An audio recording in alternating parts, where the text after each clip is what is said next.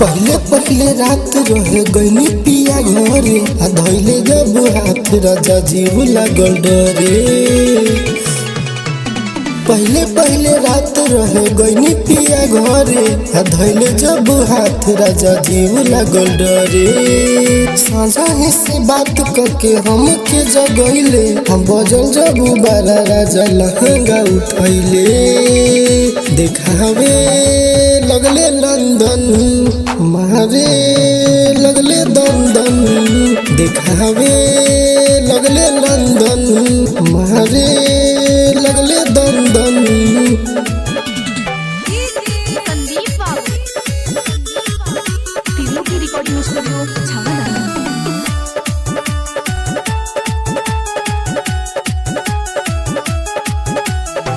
कोरा उठा के ओ सारा देखैले दर्द देले कमर में। छोटे छोटे हाइट कोढ़ा दबैले नच नचहिले घर में। कोरा उठा के ओ सारा देखैले दर्द देले कमर में। और हमारा बुझाता से कैले रहे नासा चढ़ल जवानी हमर फेंक देता लाशा।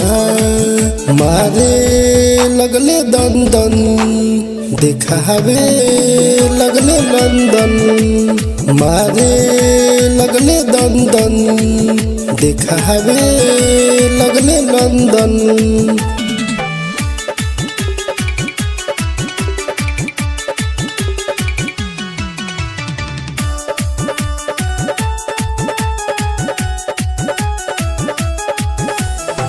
कमे उम्र में शादी हो गईल चंदन बरांड हो।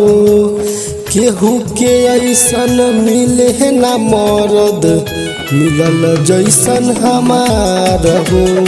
अमरजीत संतोष बारे बड़ी उत्पाती नैहर के जोगावल थाती लाग गईल माटी। मारे लगले दंदन देखावे लगले लंदन।